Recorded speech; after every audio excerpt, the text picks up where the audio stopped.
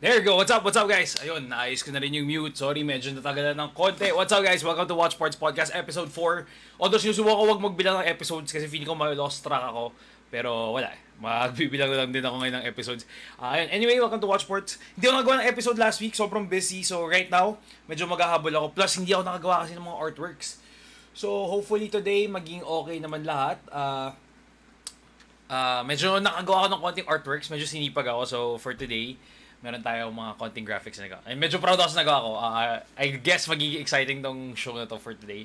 Kasi today we're gonna talk about the week 9 of the NFL. Madaming exciting stuff na nangyari. Although highlights lang napanood ko kasi minove nila yung oras. Normally 1 o'clock ang games ng Sunday. Yung Sunday night premiere nila is 1 a.m., 4:15 a.m., and also 8:15 a.m. Pero na-move sila to 2 to 5:05 and also 8:20. So wala akong napanood na games wala akong napanood na games today.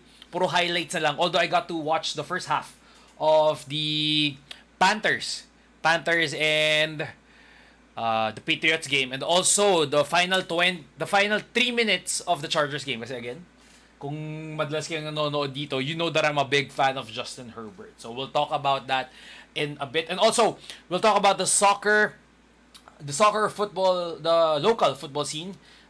Basically, the recently concluded Asian Cup, the U-23 Asian Cup Qualifiers, and also the Copa Paulino Alcantara Cup. Yes. So, local football is back. I'm excited for it. Although medyo sad kasi 5 teams na magko-compete. And we'll talk about that later. Also, may hindi nakita ko with our local football scene na sana magawa ng paraan. So, later pag-usapan natin. And also, let's not forget the NBA games. And let's talk about fantasy later.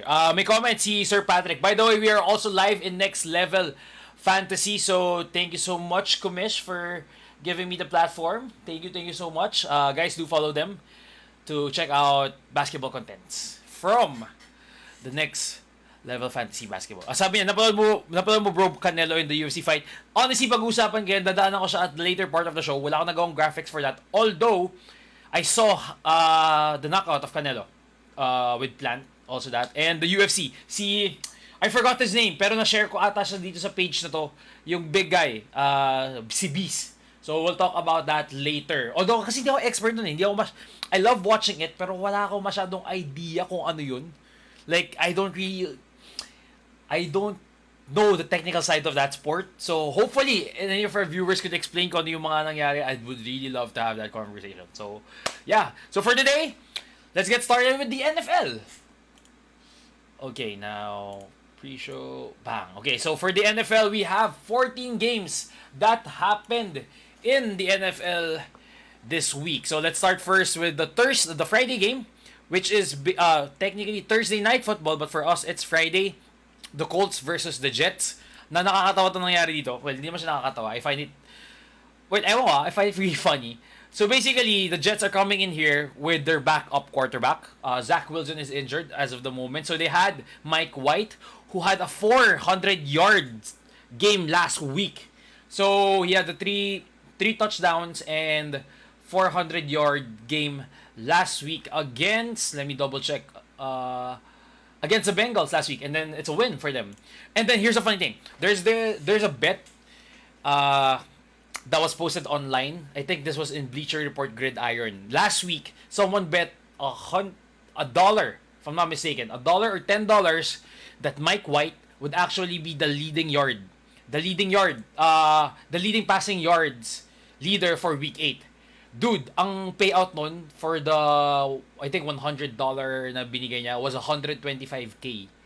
So dude, that guy who bet on that, nanalo siya ng $125,000 last week. Betting Mike White would actually be the passing yard leader for week 10. Anyway, he got injured, I think in the second half, so he was replaced by the backup. So the backup got replaced by the backup, Josh Johnson, who played 41 snaps and he had 317 yards with 3 touchdowns and 1 interceptions. Now, in terms of Jets, sobrang boring itong team na to. I really find it boring. Their running backs and their receiving are not that great. I'm not a big fan of Zach Wilson, so hindi ko masyado fina-follow to. Anyway, although the Mike White, nakita ko yung highlights, it was nice. It was nice to see na naging okay siya dun. We have a comment from Angelo Tanwatko. Sabi niya, OBJ. Yes, we'll talk about that later, si OBJ. Dadaanan natin yun. And next is basically Carson Wentz. Had a 272-yard game, 3 touchdowns. Jonathan Taylor, actually, kinain niya yung defense ng Colts in this game. He had 172 yards with 2 touchdowns. And then receiving, Michael Pittman got 1 touchdown received. So, yeah. Also, yeah, basically that's it. So, nasan ba ako? Nasa next level ba ako? Okay, yeah, I think nasa next level ako. So, nakikita ko yung mga comments. So, guys, comment lang kayo regarding that. And also, I think in Watch. Let's see if we have comments in Watch. Anyway. Alright, so there you have it. That's our first game. Now, these are the games that happened. New York winning against the Raiders, 23-16. Saints losing to the Falcons, 27-25. The Cowboys losing to the Broncos. Now, that is actually medyo ano yan. For me, medyo hindi naman shocking, pero that's a bit surprise, I would say, that the Dallas Cowboys lost to the Denver Broncos. Denver Broncos, if I'm not mistaken, Teddy Bridgewater is handling them right now. So I didn't get to see the full game of this one, but he had a decent game. Although it was Javonte Williams who had 111 rushing yards. It was the highlight of this game. Also, Cowboys, Dak Prescott having 232 yards with 2 touchdowns and 1 interception. Again, sa mga Zeke fans there, it's not looking good. He had 10 carries for an average of 5.1 yards per carry, which I think is not that good in my opinion. Also for the receiving yards, Dalton Schultz, Malik Turner actually got all the touchdowns for this one. Alright. What are the other results? Jaguars against the Bills. Now, I don't know paano natalo ang paano natalo ang Bills dito. How did Josh Allen lose to Trevor Lawrence? I'm not really sure. But I guess it's the defense of the Jaguars doing that. Let me see the defense. Yeah, they had they had 2 sacks. Josh Allen, one of the cornerbacks, linebackers of the Bills outplayed the Josh Allen quarterback. So there, Trevor Lawrence throwing for 118 yards with no touchdowns, no interceptions. Carlos Hyde running for 61 yards. Basically, that's it. And the receiving core nila, it was actually Dan Arnold, the tight end, who had 60 yards. For receiving with 60 yards. Low scoring game though, so I didn't really get to see this. And then Josh Allen had a 264-yard game, although he gave up 2 interceptions. Also, he rushed for 50 yards, and then Stephon Diggs had an 85-yard game, and Emmanuel Sanders with a 65-yard game. So there you have it for the Jaguars and the Bills. Now let's go to the Broncos. Let's go to the Bengals and the Browns. Now wow, this is lopsided. Speaking of, nasabi mo kanina, Angelo, OBJ just got released today after his father recently posted a video of him. Basically, parang biniblame niya si Baker Mayfield, which is the quarterback, for not giving OBJ the touches that he need. So, basically, pinakita niya sa whole video. If you guys napanood, I think nirepost ko ito eh. Kung napanood nyo, basically, ang dami niyang times na na-open. It's just that hindi maganda ang chemistry nila in terms of that. In terms on the field, kaya hindi siya napapasahan ni Baker Mayfield. So, ang baba ng production sa with the Browns for the past 2 seasons. Plus, he's been injured a lot. Now, OBJ, the waiver wire, I know the waiver for the NFL, basically kasi pag nirelease na yung player, pwede siya i-claim ng waiver ng isang team. I think right now, the waiver in the NFL, the number 1 team is the Detroit. So, may levels yan. May levels sila. I'm still not familiar with it, although yun yung nabasa ko. Waiver order right now is Detroit. Top 3 would be Detroit, Miami, and Houston.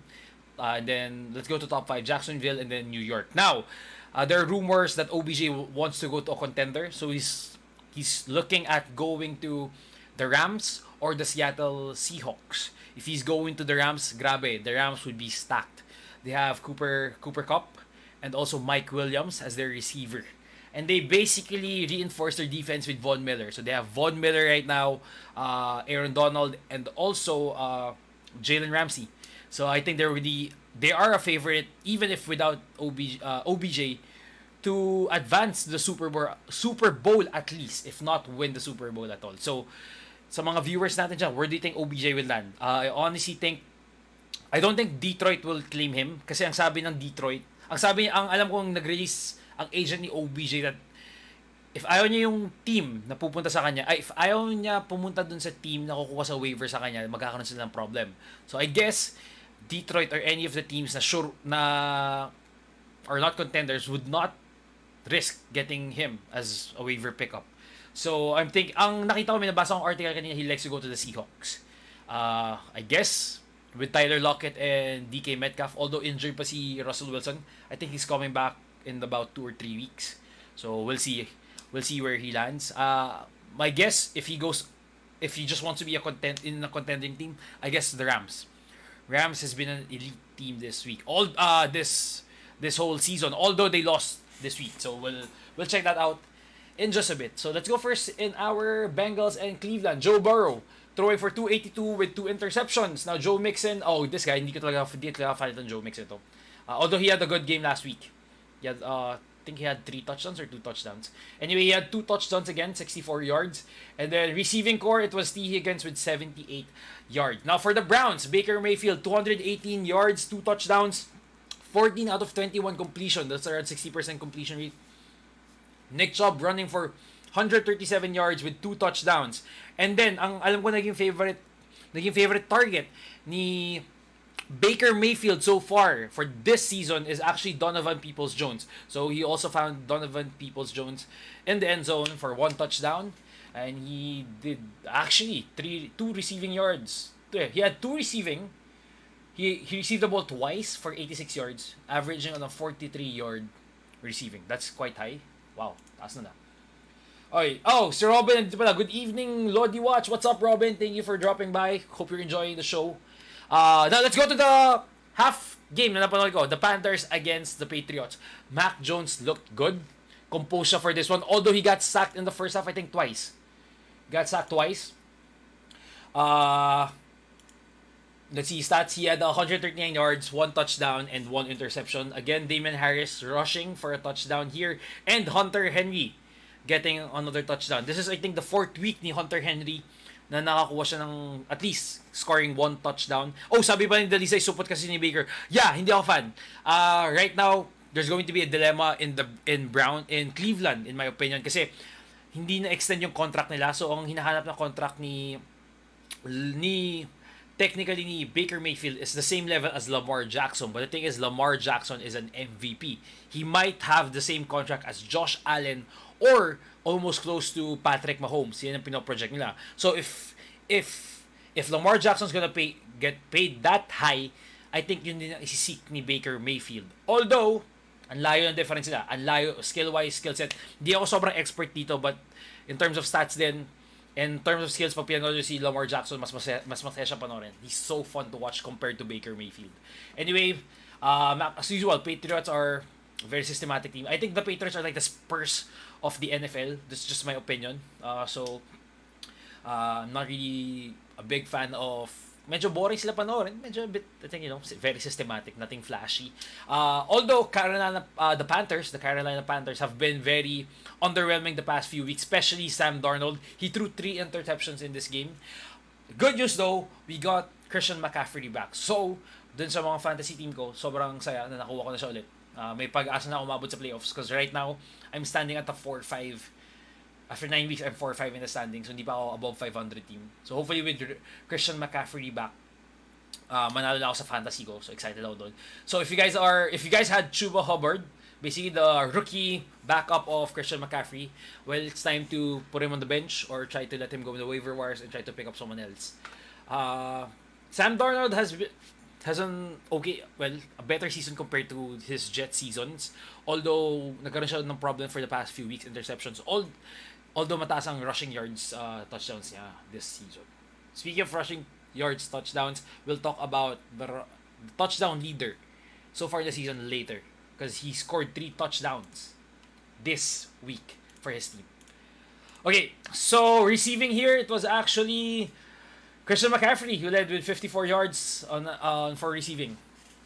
Yun ang what do you call this? Yun ang good side ni Christian McCaffrey. He's part of the running game and also he's part of the passing game. Kaya normally he's just top 2 draft picks in fantasy football. Although it's different. Sana naman may mga nagpa-fantasy football dito nanonood and sana makalaro ako next season kasi wala talaga makalaro.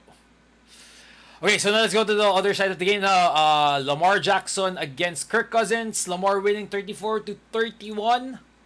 Again, like I said, sobrang saya panoorin ni Lamar Jackson because he runs a lot. Literally, he runs a lot. For this, and he also improved his passing this year. Now, for this year, for this game, he had 266 yards, 3 touchdowns, although he had 2 interceptions, and he rushed for 123 and 120 yards. Can you imagine your quarterback running 100 yards? Wow, parang, I mean, you have a quarterback and a running back at the same time. That's the good thing about Lamar Jackson. Okay, now Devontae Freeham also running for 79 yards with basically, it was Devon Bell who actually had the touchdown. Now receiving touchdown, Patrick Ricard, Devin DuVernay, and Devontae Freeman. Now for the Vikings, Kirk Cousins, very mediocre quarterback, 187 yards with 2 touchdowns. Now rushing, Dalvin Cook had the 110-yard game. Also for the receiving, Justin Jefferson had a 69-yard game and 1 touchdown. And also Adam Thielen. Adam Thielen had a 6-yard, had a touchdown too. Had a receiving touchdown. There you go. Bubulil na ako. Dami ko naman sinasabi. Okay, now, the Miami Dolphins against the Texans. Hindi ko na pag-usapan to. Medyo hindi ako fan ng 2 teams na to. Now, let's go to the Chargers and the Eagles. Napanood ko yung last 2 minutes ito. Hindi ko napanood yung buong game. Hindi ko nakita yung mga touchdowns ni Justin Herbert, although they had a good last 2 minutes to control the time and basically get a field goal. They won via field goal in the last second. So yun lang napanood ko dito. Basically, this is a showcase of the 2 future quarterbacks of the NFL. Jalen Hurts, the second-year quarterback, and also my favorite, the Chargers quarterback, Justin Herbert. So Justin Herbert had a 356-yard game and 2 touchdowns.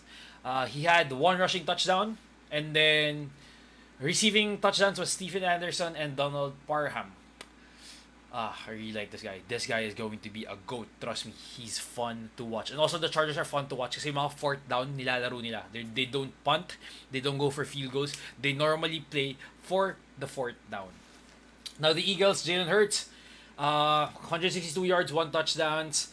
Rushing yards, it was Jordan Howard who led with 1 touchdown and 71 yards. Also, Jalen Hurts running for 62 yards. Receiving core, Devontae Smith, 116 yards and 1 receiving touchdown. All right. That's it. Now, let's go to the Kansas City Chiefs. So, basically, Mahomes is having a bad week. A bad season, technically. He has given an interception per game for the past 16 games, if I'm not mistaken. So that's quite a lot. Super uncharacteristic for this guy. The magician technique. This guy is pag hawak niya yung bola, the magic happens. Patrick Mahomes, 166 yards, 1 touchdown. Now injured yung si CHE. So wala rin ako. Bad trip. Hawak ko siya sa 2 kong league. So kulang ako sa running back ngayon, although injured siya. Travis Kelce scoring a touchdown for 68 yards. There. Yun lang mga highlights dito. And then the Packers, Aaron Rodgers. The story here is Aaron Rodgers is unvaccinated and he got COVID. So he's going to be out for a few weeks. It was Jordan Love, the second, if I'm not mistaken, the second-year backup quarterback who played 190 yards, 1 touchdown. And the receiving touchdown was to Allen Lazard. They had a good run. Basically, Packers, after losing their first game, they went 7-0. So, they beat Cardinals last week. Interesting. Now, let's go to the Cardinals game. Also, one of the fun young quarterbacks that you should watch is basically Kyler Murray. Kyler Murray, although didn't play in this game because he's injured right now. So, I think they're slowly integrating in the team. They're just sinusubukan lang nila maging cautious with his injuries. It's because right now they're 8-1, so hindi naman lang kailangan i-push on. It was the backup Colt McCoy who played 249 yards, 1 touchdown, and also Christian Kirk throwing for a 30-yard pass. Was awesome. Now let's talk about this. James Conner had a night. He ran for 96 yards with 2 touchdowns and also had the receiving yards of 77 yards and 1 touchdown. So Connor scored 3 touchdowns. He is now leading the league with 11 touchdowns. Wow, this guy is really... basically, if you got him late in your fantasy football, wow, that is a good steal for a late round pick, especially na si Chase Edmond only carried the ball once. So there. Now let's talk about the Rams. The Rams, well, they lost this week to Derrick Henry Tennessee Titans. Yes, Derrick Henry got injured. He's going to be out for the season with a foot injury. Adrian Peterson is actually his replacement. They signed him, and he scored his first touchdown in his first game for his new team. So Adrian Peterson got 1 touchdown. Ryan Tannehill got a rushing touchdown. And also Ryan Tannehill having a 140 yards game, 1 touchdown, and 1 interception. For the Rams naman, Matthew Stafford threw for 294, 1 touchdown, 2 interceptions. So he had 2 bad interceptions late in the game. And it was Robert Woods. Sorry, mali. Tama ba? Yeah, it was Robert Woods. It was sorry. Robert Woods had a 98-yard game, and then Cooper Kupp also had a 95 game. Sorry, mali pala. Mike Williams is in the Chargers. It is actually Robert Woods pala yung nandito. Kamali ako ng sinabi kanina. So anyway, that's what's happening in the week 9 of NFL. There's also one game tomorrow. There's still one more game. So if you guys are interested to watch NFL Week 9, it's the Pittsburgh Steelers against the Chicago Bears. It would be at 8:15 a.m. I'm not sure if I would be able to stream that. I doubt that I'll be able to stream that one. So, well, we'll see that next time na lang. Alright, now let's move to our next topic, which is basically the ASCALs U-23 Asian Cup Qualifiers. Now, first things first, I'm really proud of this team. Wala tayong masyadong preparations for basically the whole pandemic. Wala tayong professional games. They didn't have enough training.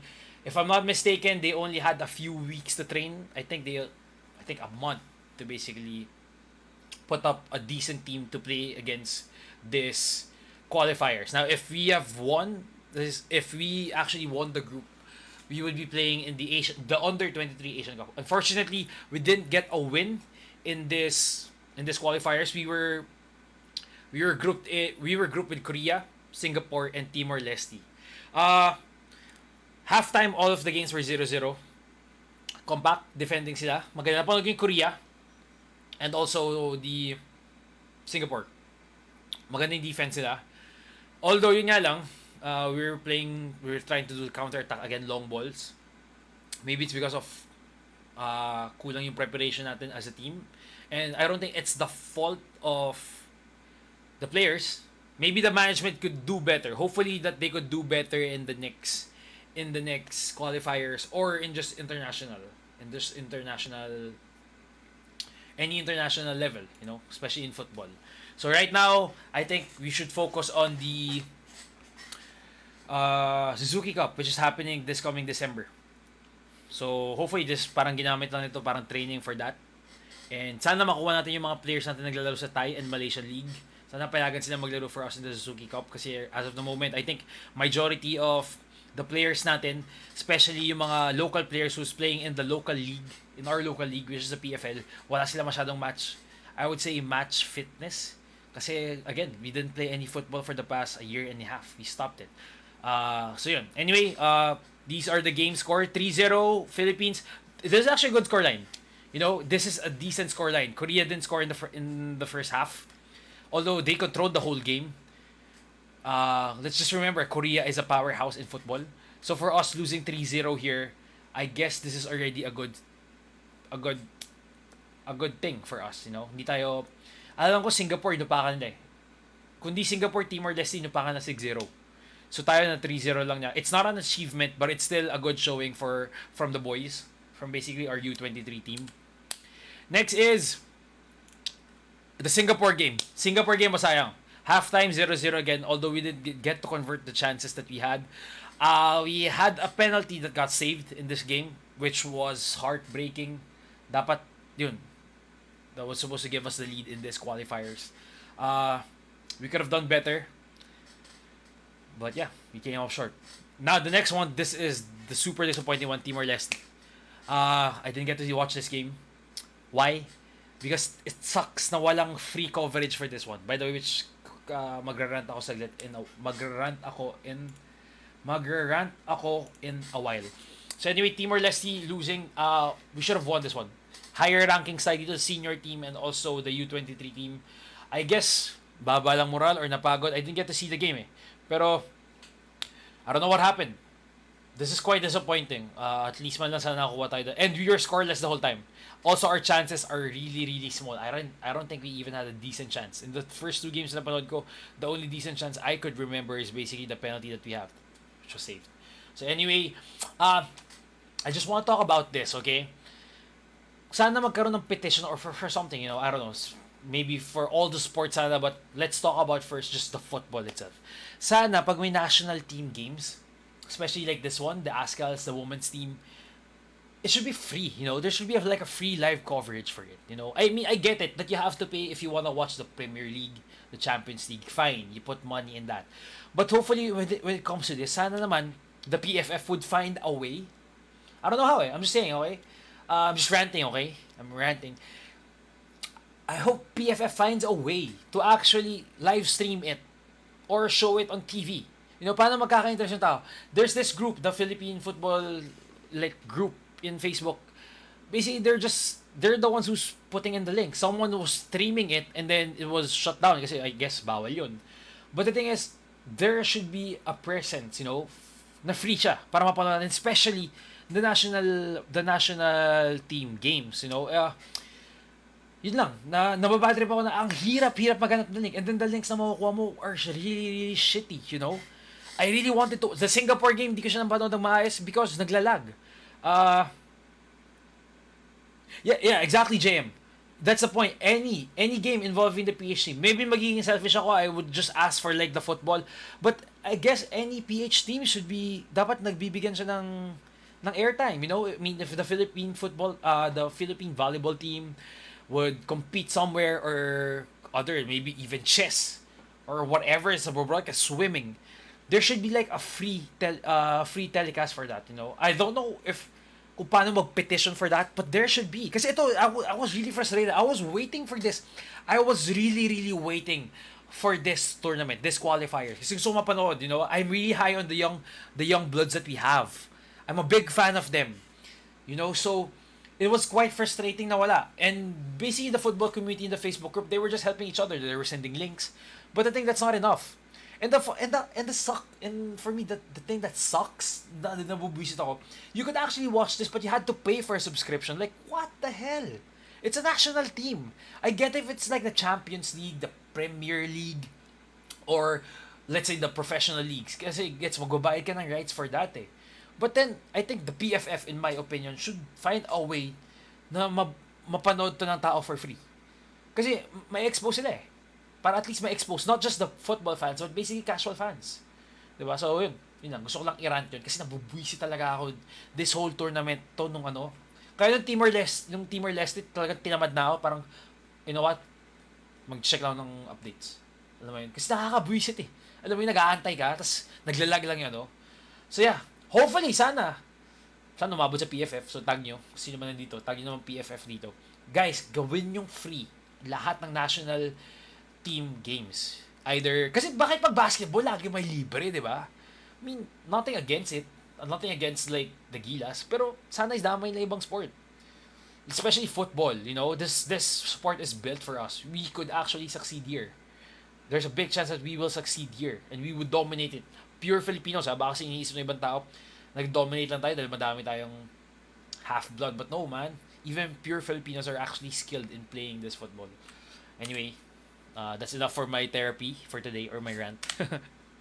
Alright, so now, speaking of local football, the Copa Paulino Alcantara is up. It's quite sad though that we only have 6 teams playing. So, ang projected nila, I remember when this was starting, at least 8 or 9 kung di ako nagkakamali. Although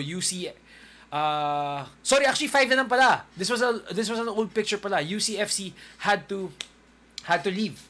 Kasi nagkaroon sila ng legal problems. They're having legal problems right now, so they're trying to sort that out. Hopefully, they could join us in the PFL season for 2022. Alam ko, doon na sila nag-ano eh. doon sila nagre-ready as of the moment.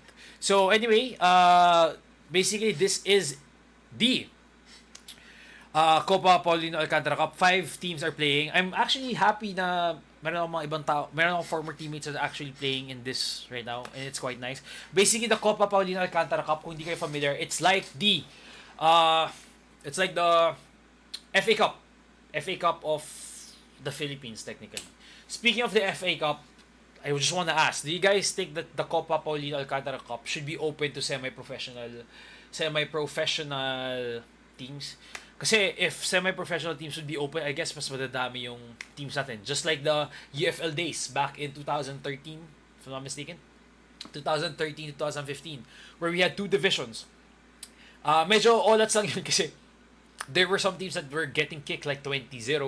But then again, back then was semi-professional. Right now kasi it's basically a professional league. Although we have like 5, 6.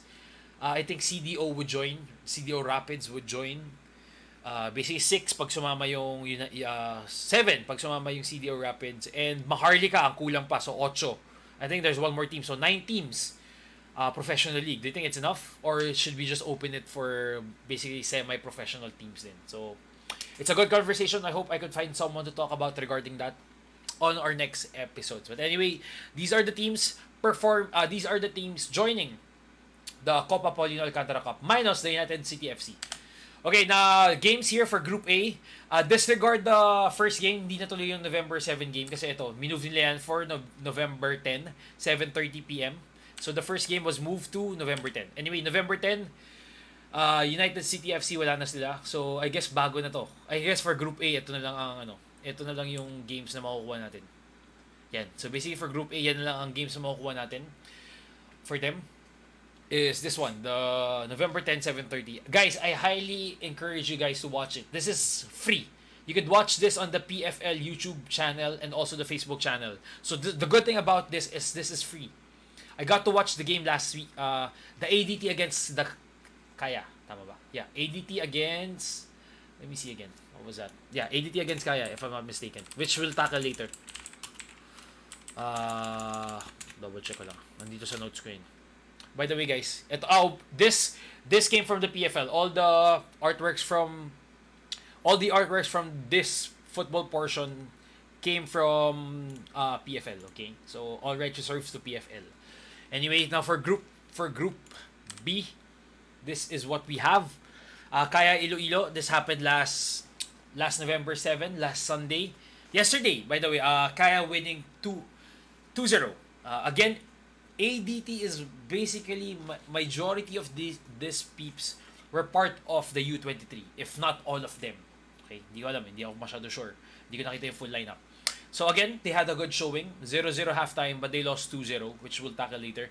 Mindiola FC 91 and Kaya FC Iloilo would face on November 10, 4 p.m. That would be on, if I'm not mistaken, Wednesday. So guys, please support the local leagues. This is our chance to actually promote football, and hopefully by PFL 2022 we'll have more teams. And the good thing about this is, like I said, free coverage so you can watch this live on Facebook and on YouTube.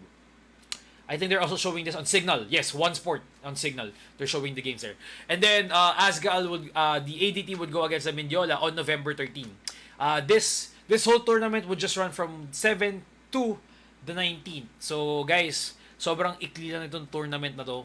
So might as well support it. I know it's just baby steps right now in our league.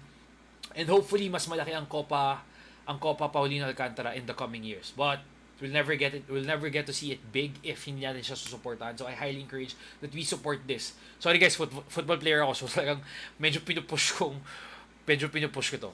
Yan. So anyway, here's the result. Yan. Horikoshi scoring the 54th minute, and then Rota also scoring the 70th minute. I think the 70th minute goal was actually keeper error. I've watched it. Basically, pinanood lang nila mag-flyby. Hindi in-expect ng keeper dumating. Then natap in lang siya. It's nice to watch. It's great to see football. I'm just really happy that football's back. And I'm happy that contact sports are already allowed here in the NCR. So, I'm excited to play football and basketball as soon as possible kung meron mang magyaya. So guys, kung may nanonood ngayon dito at gustong gusto kong iyaya mag-basketball ng mga friends ko, please guys, iyayin nyo kami. Sobrang excited na ako maglaro ng basketball tsaka mag-football. But yeah, I'm just so happy that there's local football right now. Natutuwa ako kasi we get to see our homegrown players play. Also the ADT, ang ganda ng squad nila. You have a very bright future in our football team. I think there's a chance in about a few years we'll dominate the ASEAN region. Or pwedeng nangangarap lang ako. But then again, hopeful ako. Sana. Sana maging gano'n yun. Anyway, that's it for football. Now let's go to basketball. Yes, let's go to the NBA standings right now. Now, the games a while ago, let's talk about them. Okay, let me just check out my notes, peeps. Let me just check out my notes. Alright, so we had 1, 2, 3, 4, 5, 6, 7, 8. We had 8 games today.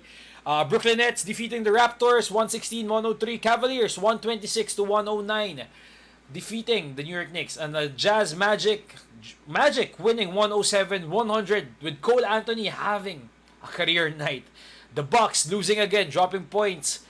Dropping a game to Wizards 94-101. Pacers winning against the Kings 94-91 without Malcolm Brogdon. Punyetang Malcolm Brogdon yan. Puro injured na lang. Nahirapan ako sa fantasy ko dahil sa kanya. Spurs losing to the Thunder 94-99. Rockets losing to the Warriors 107-120.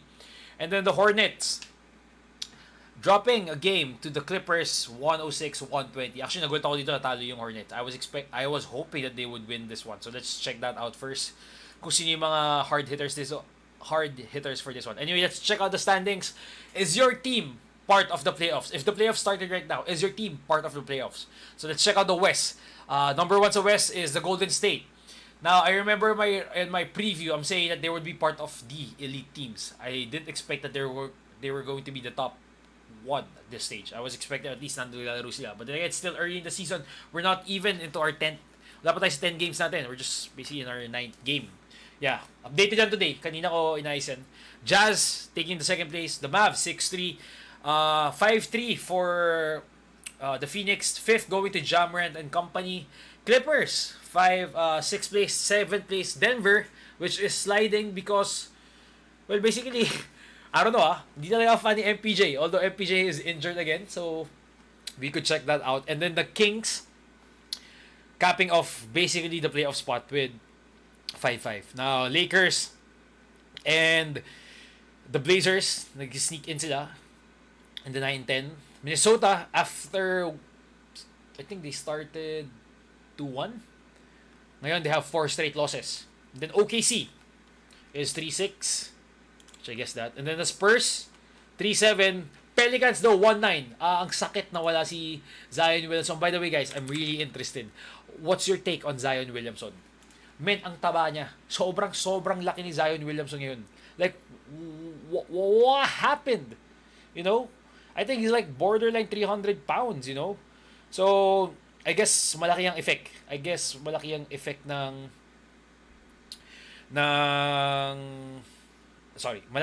na wala si Zion Williamson with this team. Brandon Ingram is injured right now. I think he missed 2 games already. So it's basically Jonas Valanciunas eating a lot of work. Having all the work for the Pelicans right now. And then basically the rebuilding Rockets is there.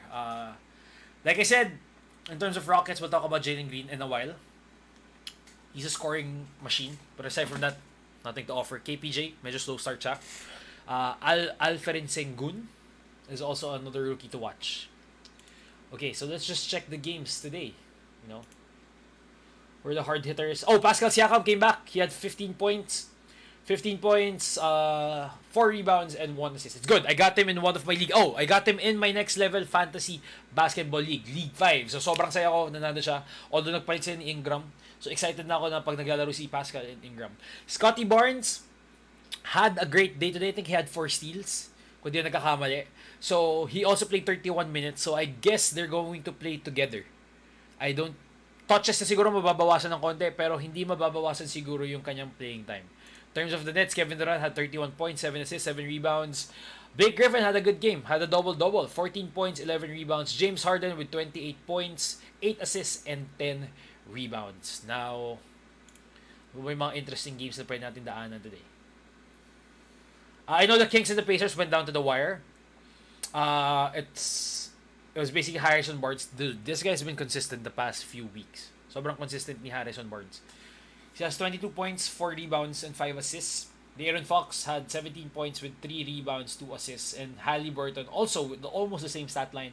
17 points, 3 rebounds, 1 assist. Now, for the Pacers, it was all... TJ McConnell had 18 points, 7 rebounds. Miles Turner, 12 points, 15 rebounds. Sabonis, 17-10. 15 points for Chris Duarte. And LeVert added in 22 points. Now, ano ba yung mga interesting games dito? Yun lang naman. Yeah, so basically that's all the games that I think are quite interesting this week. Although the Bucks, haven't you noticed the Bucks is slipping? Let's go to the East side now.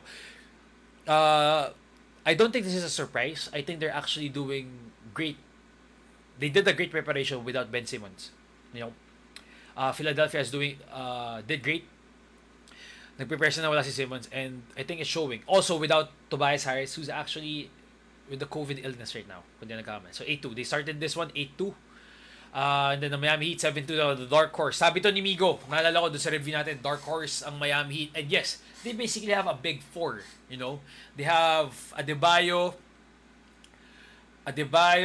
Butler, Lowry, and also Tyler Hero. Tyler Hero has been amazing this past 3 weeks. Ang init niya. Sabi nila, he should be in the talks with Luka and Trae Young. With this performance now, pwede. Question is, will he sustain this, you know, until the end of the season? Right now, he's basically running away with the 6th Man of the Year award. Most improved, we'll see. Pero feeling ko he has a chance to also become the most improved player. But for now, I'm giving him the 6th Man of the Year award. Nets, they're doing great, even without Kyrie Irving. I think they're going to be much more scarier once Kyrie comes back. Again, depends. Now, this is surprising. Washington Wizards. Yes, which they beat Milwaukee kanina. Speaking of Washington Wizards, Bradley Beal scored 30 points, 8 assists, and 5 rebounds a while ago. And then Kyle Kuzma had a double-double, 15-10. And Montrezl Harrell had 15, 4, and 1. So medyo surprising to. They're actually part of the top half of the East at the start of the season. Like I said, I was just expecting them to be mostly mga, the play-in teams. But I guess they're getting their groove back. Alam mo, magandang chemistry nila.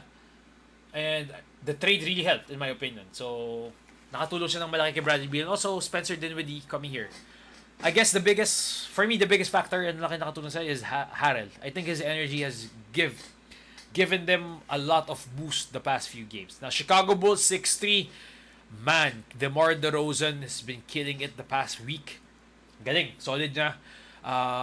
Siya basically, again, ang problem ko lang naman with Chicago Bulls is their depth. Aside from their 4 offensive players, pagdating sa bench, it's just, wala na masyado eh. Anyway, speaking of going back to the game kanina, Giannis had a big game. 29 points, 18 rebounds. Grayson Allen chipping in 19 points. Guys, Grayson Allen, he's been doing great kung di napapansin. Ganda ng mga games in the past this week. Maganda yung mga games niya. So, take note, if ever I doubt nasa waiver wire siya sa fantasy nyo, well, check on him. He's actually a good 3-point shooter talaga eh. I'm a fan of this guy. Although yung steals niya medyo wala pa. Or defensive stats niya. Talagang parang ang dumi lang niya maglaro. But anyway. Yeah, Drew Holiday also having 14-5. Basically, those are the hard hitters. It's just Giannis doing everything right now. Chris Middleton also COVID illness, if I'm not mistaken. So, he'll be out for a few weeks then. So, yeah. So, it'll be a Giannis show. So, kung hawak si Giannis sa fantasy, medyo kakain siya this next few weeks. Let's go back to the standing. Cleveland also looking good. Markkanen is out. I think Markkanen got injured. Double check right now. I think Markkanen got injured. Kung di ako nagkamali. Let's see. Yeah, Lauri Markkanen. Oh no, sorry. Health and protocol. Health and safety protocol. So most likely meron siyang nangyari in terms of COVID something. So yeah, but they've been good. Darius Garland looked great. Evan Mobley, my God, pag-usapan natin later yung mga rookies. Evan Mobley, wow. Hindi ko in-expect. I didn't expect that. Especially na loaded yung front court ng Cavaliers. But damn, he exploded. So kung sino man kumuha sa kanya, it was a good pick. Sa league namin, around 4th or 5th pick ata siya. Something like that. Knicks, 6'4", Randall. Barrett had a good week. Hawak ko si Barrett, so pumutok siya this week. Ang saya. And then 6'5", Scotty Barnes is basically the highlight of right now of Toronto Raptors. Sinasabi nila nag-reach sila for Scotty Barnes, pero I guess wala na. The doubts of him reaching, the doubts of Toronto Raptors reaching for Scotty Barnes is gone because he's in my opinion, if he's gonna win, if they have to announce a Rookie of the Year right now, it's gonna be Scotty Barnes for me. Okay, now LaMelo and company 5 and 6, checking in the playoff spot at 9th spot, and then the Milwaukee Bucks is 4 and 6. Now, I don't think it's a panic button time na para, oh my god, panic na tayo, we're 4 and 6. I don't think so. Although that's what's happening with Pelicans right now. Alam ko sa Las Vegas nakabet sila na tapos na yung season nila. For some reason, may nagbet na, well, yung odds nila is their season's already done. Willie Green is not doing well as a coach in my opinion, so let's see. Anyway, Milwaukee 4 and 6, it's not in panic mode. Chris Middleton's not in back, I guess.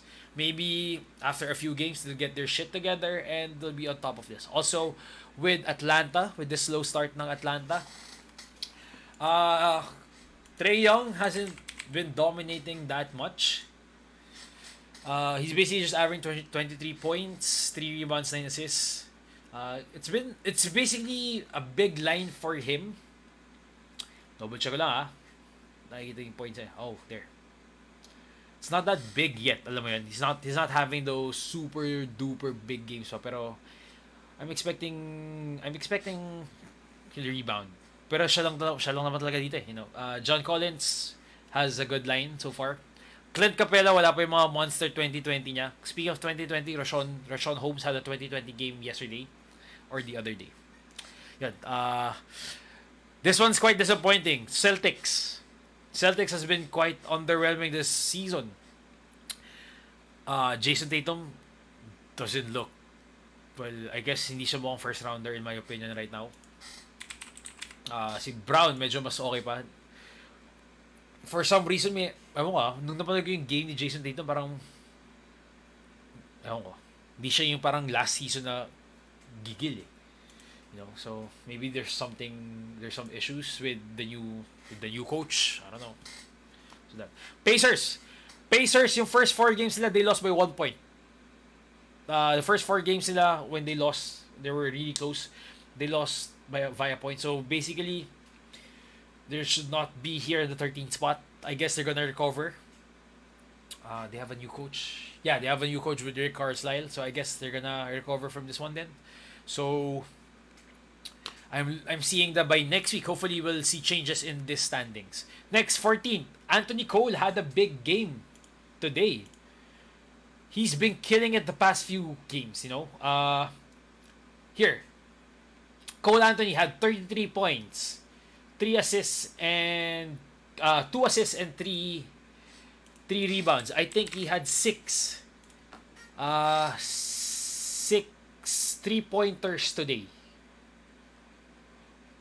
No, he had 5 3-pointers today. So, solid. I got him in one of my fantasy teams. I got him in the waiver wire. So, sobrang swerte ko sa pick na to kay Cole Anthony. Try ko siya i-trade yun. So, if you guys have Cole Anthony, try to trade sell high right now kung may kukuha sa inyo. I guess, tingnan natin if ma-affect ang production sa pag bumalik si Markelle Fultz. But, for now, it's a good hold. Basically, last 5 games niya has been 33 games, 33 points, 21 points, 13 points, 31 points, 15 points. So, he's been killing it in fantasy. And then, field goal percentage niya, oh my God, wala pala dito. Anyway, there. And then, Detroit Pistons, Cade Cunningham had a nightmare debut. Let's check out his debut. He had a nightmare debut. Ang sama ng debut niya, and also his second game was really bad. So right now, he's basically just averaging 10 points per game, 5.8 rebounds, 2.8 assists on 1 3-point made, 23% field goal percentage. What the 23%? My God. Wow. And then free throw of 92%. And then ang 3-point percentage na is 14.3. Abysmal. Okay, anyway. First game niya, he had 2 points. That happened this week. That happened last week pala, sorry. He had 2 points, 7 rebounds, 2 assists. On 19 minutes, he had 1 out of 8. And then his second game, another bad game. 16 points, 2 rebounds, 3 assists, 2 out of 14 shooting. Although nakabawi siya sa game niya nung against Philly and Brooklyn. So in Philly, he had 18 points, 10 rebounds, first double-double of his career. And then on sa Brooklyn, he had 17 points with 4 rebounds, 2 assists, and 1 steal. On basically 3 points made. 3 points made. So far, medyo slow start si Cade Cunningham. Again, he was injured the first 4 games. It's just nice to see him. I haven't seen his game though. Wala pa ako napapanood na game niya. So, I'm looking forward to watching his games so far. So, wala pa ako napapanood na game niya. So, I couldn't really talk about it. Anyway, so guys, I'm trying to add a new segment in the show where I would present to you basically the top 24 players in the fantasy for, well, ngayon, at the season right now. Now, I'll show you for the next week. So, ito, for now, just the season. The top 24 players of the season. Since, plano ko to gawin every week. So, para may idea kayo kung sino yung mga top players na nasa fantasy leagues. From there, we'll see. I'm trying to add new segments in the NBA part. Also, specifically in fantasy. So, we'll try to also add here siguro. Hindi ako nagawa ng artwork for this one. Pero, I'm gonna add basically the steals. The pointing stats for this week para at least may idea din kayo kung sino yung mga leading. Anyway, so here's a segment of the top 24. Bakit top 24? Because of Kobe Bryant. One is because of Kobe Bryant, 24. Second is basically, I'm thinking of a 12-man team. So parang basically yung first 2 rounds. Parang yun yung idea ko eh. Pakita sa inyo yung mga first 2 rounds. If ever rin, may plano kayo mag-redraft. So right now, this is basically our... Let me check. This is basically the top 24 players in fantasy right now. Okay, first up, we got Nikola Jokic. Here's our top 6. So this would be in 4 slides. Nikola Jokic, Stephen Curry, Paul George, Karl Anthony Towns, Jimmy Butler, Kevin Durant. Now, ito yung stats nila for a 9-cat category para may idea kayo. Nikola Jokic, scoring 25 points, 13 rebounds, 5 assists, 1 steal, 1 block, 1.8 threes per game. 59% field goal percentage, 82% free throws, and then 3.8 turnovers. So, ito yung normal stats na ginagamit kasi for 9-cat, kaya ito yung ginamit ko. As you can see, that is a very good stat line, right? That is a very, very, very good stat line for your number 1 pick. So, if ever mag-redraft kayo, I think prior to the draft, he's basically the number 1 pick. So until now, he's the number 1 pick. Now, second in the draft is Stephen Curry, scoring 25 points, 6 rebounds, 6 assists, 1 steal, merely no blocks a game, but 4.8 3-point field goal percentage, and also 42% field goal percentage, 97 free throws, and 3 assists. Next is Paul George, who's dominating kasi wala naman ibang offense sa Clippers kung hindi siya lang talaga maglalaro dito. So he has 27.2 points, 8.2 rebounds, 5.2 assists, 2.2 steals, which is very decent. That's a very good defensive line. 0.6 blocks, 3.2 threes per game, 46 field goal percentage, 88% free throws, and 48%. Now for the big man, Karl Anthony Towns, has been doing great din. Although yung Minnesota niya medyo malabo. Meron siya isang interview, sabi niya na in Minnesota, once the losses start, it keeps on piling daw. So, yun yung sinabi niya. Anyway, but he's scoring 23 points right now. Although dito, for me, Karl Anthony Towns, in my opinion, is not rebounding that well. Okay, well, kasi, again, he sometimes plays beyond the 3-point line. So his 9.3 rebounds, I'm expecting more from him. Hopefully, kasi hawak ko siya, so medyo may sentimental value. Hopefully, ma-increase yan at least man lang to 10 or 11 rebounds per game. Now, 3.5 assists, that's pretty decent for a center. And then 1.6 steals, and then the blocks, the defensive stats is there, so which is good. And here, 3 points. He's giving you 3 points. So, almost the same rate as Paul George. 51% field goals, 86% free throws, and 43. I know he had a game, kung di ako nagkakamali he had a game where he basically turned into to Curry. I think he had six what do you call this? 6 3-pointers in one game. Let me double check on the game yan. Oh, sorry. 4 3-pointers lang pala. I was thinking of other guy. Nagulta ko doon 4 3-pointers for him. Now, Jimmy Butler. Let's go to Jimmy Butler. The heart of the Miami Heat. 24.7 points, 6.1 rebounds, 5.2 assists, 2.3 steals. Elite. That's elite. 0.3 blocks, 0.33 points. Like you said, hindi masyado tumitira tres. 52% field goals, 84% free throws, and more or less good turnover rate of just 2. And then we have Kevin Durant, the offense of Nets. 28 points, 8.6 rebounds, 5.4 assists.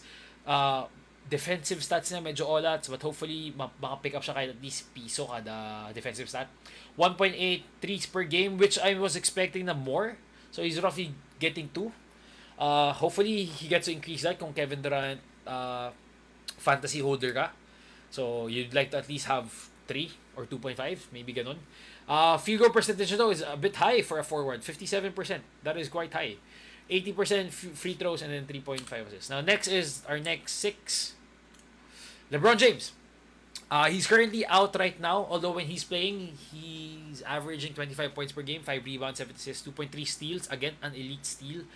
Count block, merely a block a game.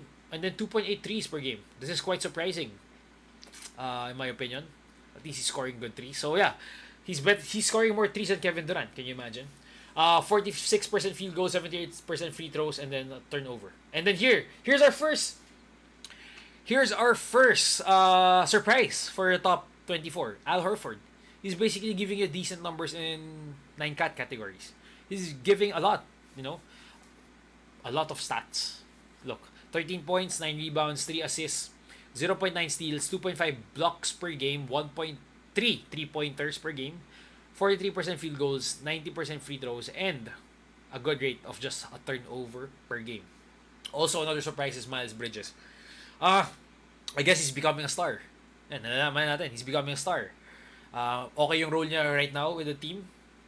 He's having, especially nang nag-outsee Terry Rozier. I think first 4 games, outsee Rozier. So, he stepped up, and also Oubre. Although si Oubre medyo hot and cold. But Miles Bridges has been consistent with 22.7 rebounds, 3 assists, 1 steal, and almost a block per game with 2.6 3 points per game, 45% field goal percentage, 79 free throws, and 1.0 steals. And then LaMelo Ball.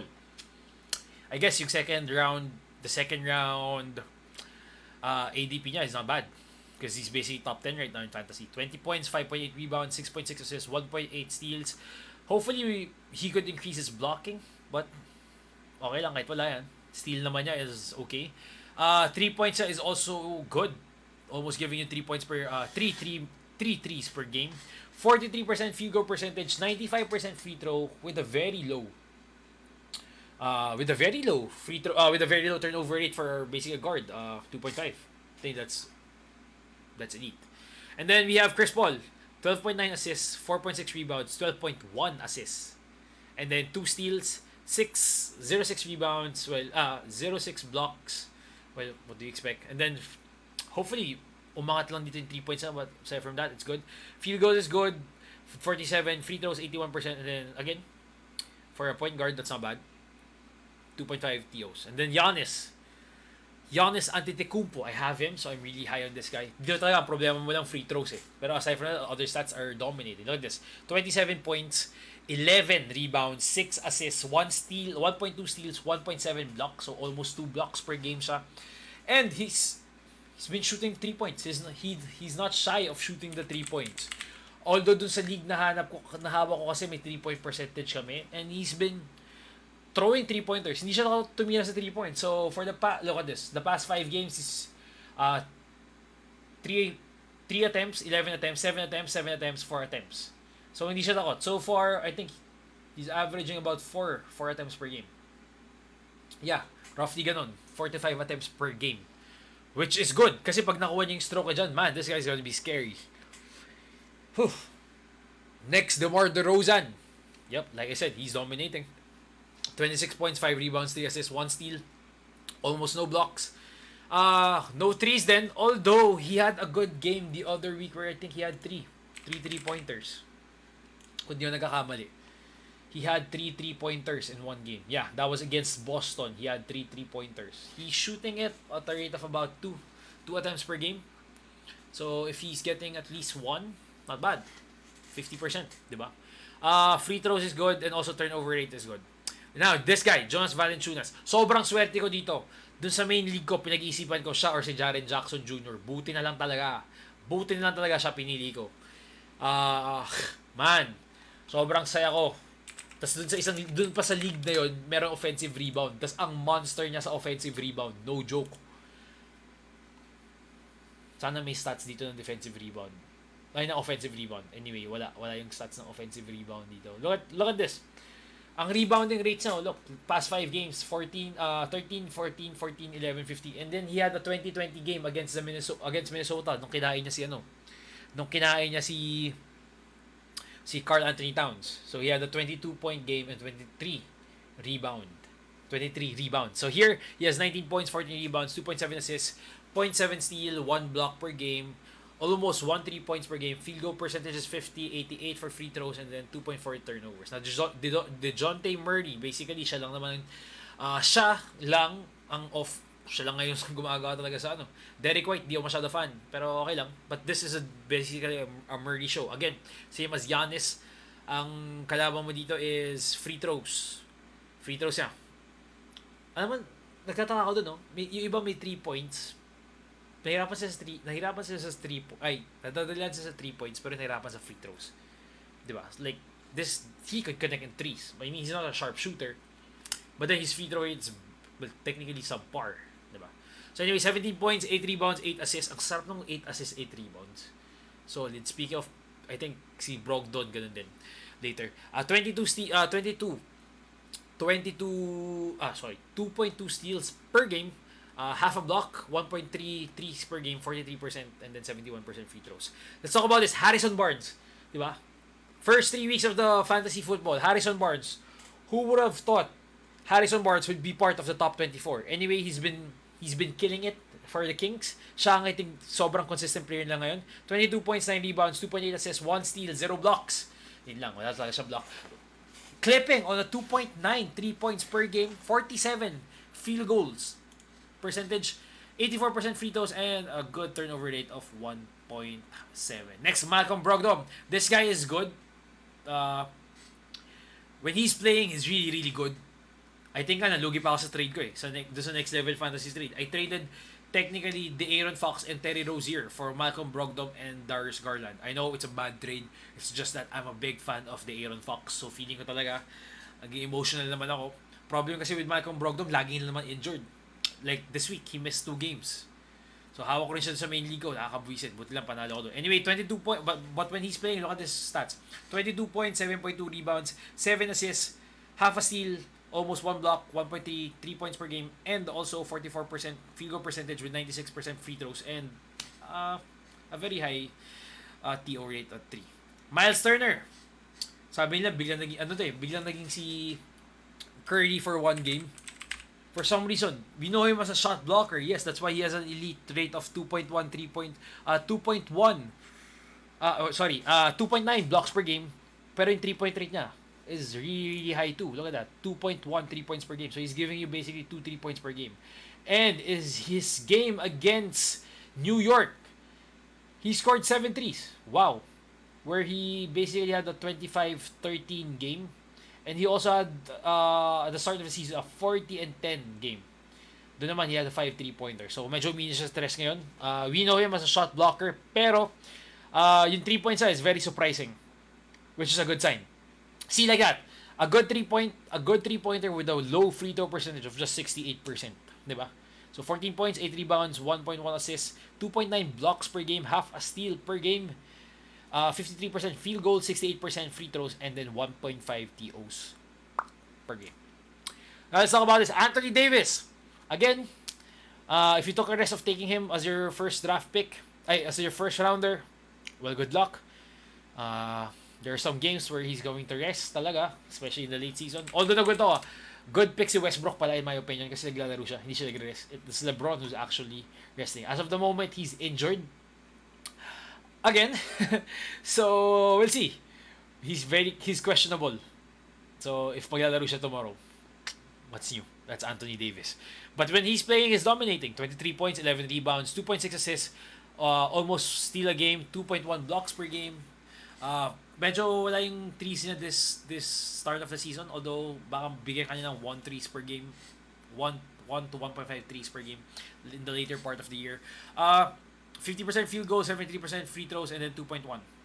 James Harden started really slow, but he's getting back in pace now. He's getting his mojo's back. So 18 points per game, 7 rebounds, 8 assists. Ang sarap nito kung nakuha mo siya nung sobrang baba. I mean, like kung nag-buy low ka sa kanya nung sobrang medyo funk siya, solid. Defense stats niya, okay naman. 1 steal, 1 block.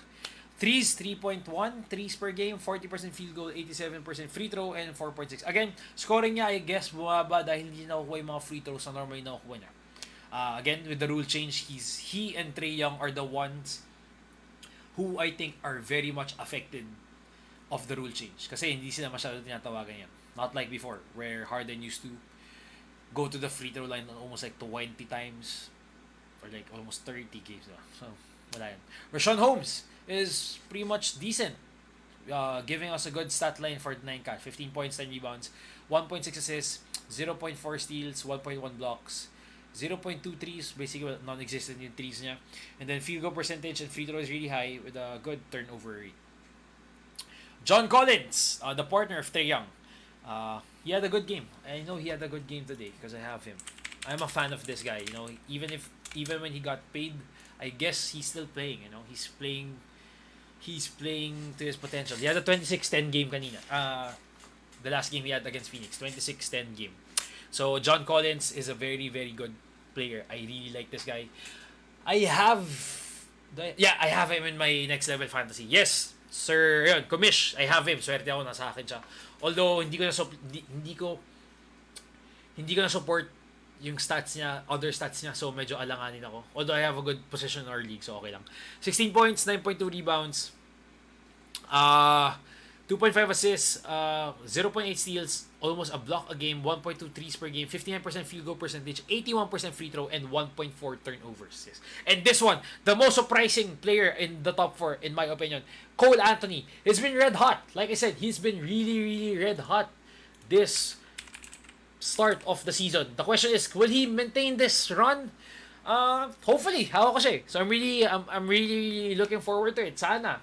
Hopefully he gets to maintain this type of production. You know, he's averaging 20.2 points per game, 7.1 rebs, 5.2 assists, 1 steal per game. Decent.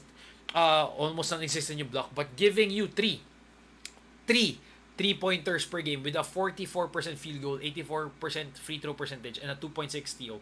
I honestly believe Jalen Suggs and Cole Anthony are meshing well.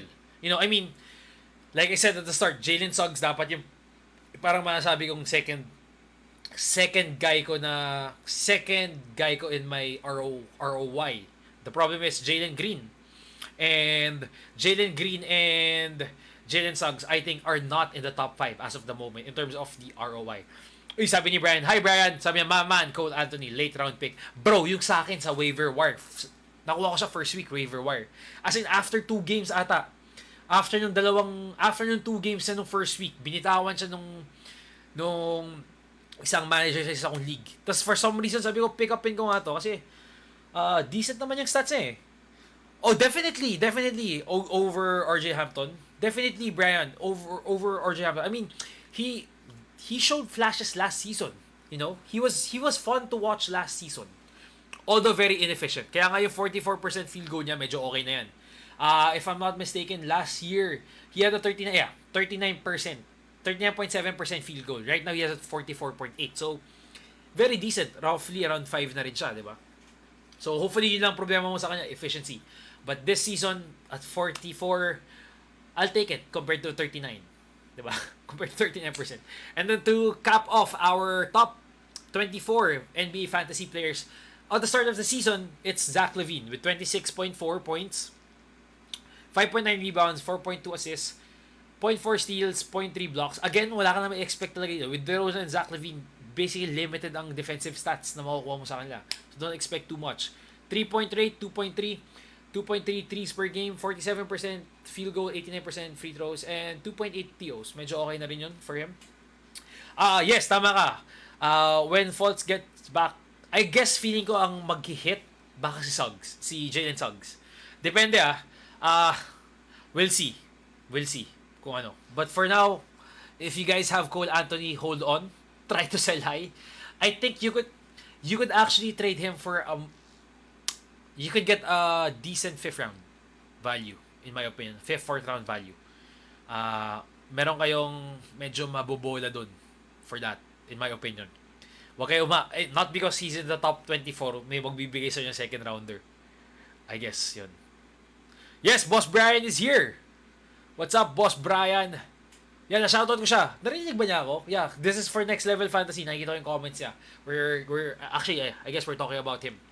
We're talking about Cole Anthony. So yun. Anyway, yes, umiinit din si Jalen Suggs as of the moment. Pero ito na yung next segment na basically I call this the Rookie Watch. In my opinion, these are the rookies who's actually performing really, really well. And in my opinion, top 5. Top 5 right now in the ROY race. I'd like to know your comments, guys. I'd like to know your takes on this one. I would really love to have a conversation regarding this kasi feeling ko some of you might agree with my choice, some of you might not agree. Yeah. Yes, ito si Sir J. Sir J, thank you so much for dropping by, and Sir Brian. Sabi ni Sir J, get Bronson if you miss out on Cole Anthony. Not as explosive but almost the same. Actually, yeah, Bronson, he's a good tawag dito. I honestly think for some reason nakikita ko siya lagi sa waiver wire. And feeling ko well, siguro yung nagda-drop sa kanya, na napapansin ko, nagda-drop sa kanya na managers are the ones who are basically playing in the waivers. So siguro kukunin after the game, i-drop siya. But if you want a late round consistent player, yes, Jalen Bronson is good. Especially na siya lang naman talaga backup ngayon yan eh. Siya lang backup ni Luka eh. So he's basically handling the second unit. So, yeah, go check out Jalen Bronson. Last 3 games sila, 13 points, 5 rebounds, 5 assists, 31 points, 10 rebounds, 3 assists, 25 points, 7 rebounds, 3 assists. Now, for a point guard, he's giving you 5 rebounds per game, 1.3 threes per game, 4.8 free throw percentage. Although ang free throw niya ay 73. Wow, what's with Dallas people? Parang bababa ng free throw ng dalawang point guard nila. But yes, he's giving a good rebound rate, 5.2 for a point guard. Assist niya is decent for a point guard at 4. Pero 5 rebounds per game, I guess if that's coming from a point guard, that's already good. So yeah, Jalen Brunson is a good pick. Now here's a new segment for, well, I'm just trying out this segment. It's called the Rookie Watch. So here it is. Now here are the top 5 rookies I think, in my opinion, rank sila based dun sa feeling ko ranking in our Rookie of the Year choice. Okay? So here's my picks. There you go. Yan. Let's see if you agree. First pick, in my opinion, the clear winner of ROI, if after this 9 games, binigay na yung award, it's basically Scotty Barnes. He's been a revelation. In my opinion, he's already a star. He's a star in the making, you know? Franchise cornerstone. I guess, well, he didn't have the hype kasi going in, you know? That's why it's quite surprising for me. He didn't have the hype na he's going to be, what do you call this? He's going to be a star, but yet he's proven it. And kanina he had a game when Siakam came back. His minutes weren't down. His productions was not as big as the past few, what do you call this? The past few games. However, on the defensive side, he had a good game. I'll just show you. He had 5 steals kanina. He only had 8 points, 7 rebounds, 4 assists. But he had 5 steals kanya. So, he's playing and he's giving you defensive stats. He's basically a two-way player na. Sabi ni Sir Brian, Barnes might be like Draymond Green. There is a chance. However, I think scoring-wise, para ito yung batang Draymond Green, I think scoring-wise, okay to. Mas fun siya panoorin. He's been really active, you know. Actually, I'm really excited to see their combination. I'm very, very excited to see their combination of Siakam. Siakam had a decent game kanina, 15 points, 4 rebounds. So, we'll see. So, anyway, stats ni Scottie Barnes right now, 16 points, 8 rebounds, 2 assists, 1 steal, 0.7 blocks per game. He's basically not shooting threes or not clipping on threes. He's not attempting that much on threes, actually. He's basically just giving you 1 attempt per game. Field goal percentage, 52. Free throws, again, that's going to be a problem for him. And turnover. Now, Evan Mobley, eto rin. I think right now, Scottie Barnes and Evan Mobley ang very consistent in terms of the rookies. Sila yung talagang masasabi mong making an impact in their team. So, if you're gonna ask me, yes, I think they're the ones right now. Sobrang laugh trip kasi Jalen Suggs and Jalen, both Jalen peeps, Jalen Suggs and Green were actually my top 2 choices. Turns out, they're putting a decent stat line but not impacting their team or giving the same impact as these guys are for basically their team. Now, right now, look at his last 5 games. He had a bomber, a 2-point game against Phoenix, but after that, he had a double-double, 15-10, 11-11, 18-5, and then 26-9. And then 1 blocks in all those games. So, ang laking bagay niya with Cleveland. And they really have, ang laki nila. Oh yes, Kumish, KD had high praise for Barnes earlier. Yes, I saw the article din. They're really high on him. So ang galing ng scouting ng Toronto. I have to give them credit. Now for Evan Mobley, they're basically playing him alongside Jared Allen, which is good in terms of fantasy for you guys. Wala siyang he's playing 34 minutes a game. So, see, he's playing 34 minutes a game as a rookie. They're giving him time to really develop. So, ang ganda. Now, this one, Chris Duarte, the oldest guy drafted this year. He basically had the best first game of this rookie class. The best debut of this rookie class, sorry. He had a good debut this year for the rookie class. Doon siya nagpakilala. It's like, hey guys, I'm here, bitches. He dropped 27 points, 5 rebounds, 1 assist, and then he had 6 3-point swings. So Chris Duarte, again, he's projected to be NBA ready because he's the oldest guy drafted here, and he showed it. He's making impact in his team too. He's been consistent. That's the thing that's good with him. So that's why I'm putting him on the third slot. If he's gonna continue this trajectory, just bumaba siguro si Jalen or si Evan, I think he's gonna come away with this one. Although I think Pacers should win first, win a lot more than these guys. Kasi feeling ko at the end of the season, I think Pacers would be above Cleveland and Toronto.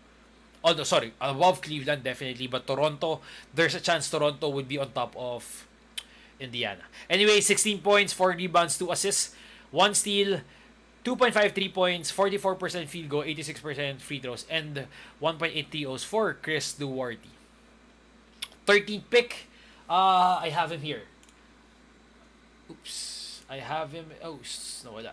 Sorry. Yeah, I have him here. Let's see. Gumawa ko ng preview for this one. 13th pick. Let me double check lang kung ano siya. There, ito yung preview natin if you guys can see. Yep, he was the 13th pick. He was the 13th pick. See here, the 13th pick for the draft. Oops. Yep, he was the 13th pick. Yes, and then here, Josh Giddey. Guys, this is one of the most hyped players going into this season. Now, he showed flashes, in my opinion. Yes, he is fun to watch. Sobrang skeptical ko nung una dito, pero nung napanood ko siya, man, this is Troy Bolton, Alam mo yun, kulang lang kumanta siya ng We're All In This Together, pare. Para ka talaga nanonood ng High School Musical, man. Swear, if Troy Bolton played in the NBA, that is Josh Giddey, basically. Yung itsura niya and everything. He's averaging 10 points per game, 6.1 rebounds, 5.9 assists, 1.4 steals. Almost a 3-point per game, 40% field goal, 61% free throws though. That's a bit disappointing in terms of free throws. You know? Honestly, niwala ko na wala ng playing time si Poco dahil sa kanya eh. This guy could, yes, exactly, yun. Sakto yung sabi ko, Sir Brian. Yes, si Poco nawala ng playing time, which I was really, really arguing. Sabi ni Sir Jay, Giddy arguably has the highest B-ball IQ among the rooks. Yup. Because basically, he played in the ABL eh. Diba? And ABL, magandang league na yun eh. Yung Australian league na yun. Where you're basically playing against men na rin dun. So, yeah, and he's a smart player. He's going to be a triple-double machine, you know. Yan nakikita ko sa kanya. Especially in fantasy, maybe give him 2 to 3 years. He's going to be great. He's very efficient din siya, you know, in my opinion. Based sa mga games na panood ka. And what are the big games that he had? Let's check the big games that he had. He had a 19-point game against Philadelphia. And he also had, basically that's an almost double-double, 19, 8, and 7. And then a good game against the Lakers. Yung dalawang comeback, yung first comeback win nila, basically their 2 wins is coming from the Lakers. 18 points and 10 assists in that game. So, yeah. Again, in this young season, they've been doing great. Now, the reason I'm putting... Ito, I have a question for you guys, so everyone's here. Do you agree in this one, Jalen Green as the 5th choice? Or should we go with Davion Mitchell? Night off, Mr. Night Off. Would you agree, Jalen Green or Davion Mitchell? The reason I'm putting Jalen Green here is kasi Pinoy pride. Kailangan ko isama si Jalen Green. Para hindi rin ako mapahiya. Dahil sinabi ko dati, siya mag-rookie of the year. But anyway, yun. Kaya kasi sinama. Pero I was thinking either him or Davion Mitchell are been the ones na talagang masasabi mong tawag dito, what do you call this? Have been impressive in this young season. So, let's go check out Jalen Green first. Jalen Green, 13.6 points, 3.1 rebounds, 3 assists. Virtually almost no defensive stats.